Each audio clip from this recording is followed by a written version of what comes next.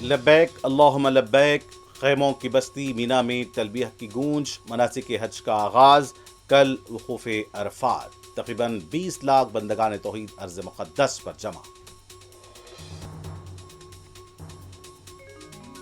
عوام کو ایک اور جھٹکا، پیٹرول اور ڈیزل کی قیمتوں میں 2 روپے 60 پیسے سے زیادہ کا اضافہ، حیدرآباد میں پیٹرول فی لیٹر 115 روپے 69 پیسے تک پہنچ گیا۔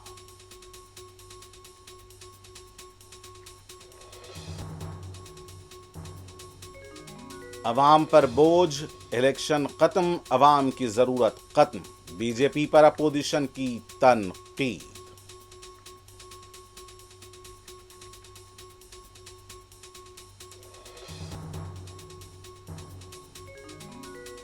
کسانوں کو دھوکہ دیا گیا تو سخت کارروائی کریں گے، ریاستی وزیر جوپلی کرشنا راؤ کا انتباہ۔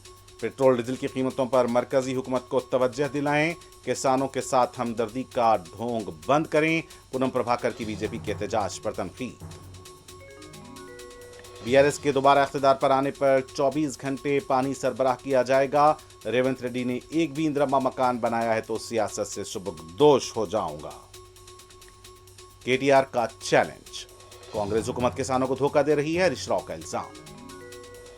حیدرآباد کی میر عالم عیدگاہ میں نماز عید کے لیے انتظامات جاری، صدر مجلس کی ہدایت پر رکن اسمبلی کا اعلیٰ عہدیدار کے ہمراہ دورہ، انتظامات کا لیا جائزہ۔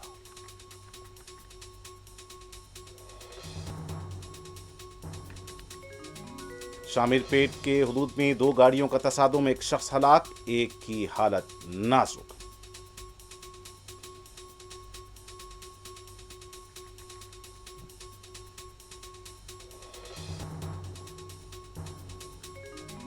حیدرآباد ملکاج گری کاپرا کے فاسٹ فوڈ سینٹر میں سلنڈر پھٹ پڑا، ایک شخص زخمی، ہاسپٹل منتقل۔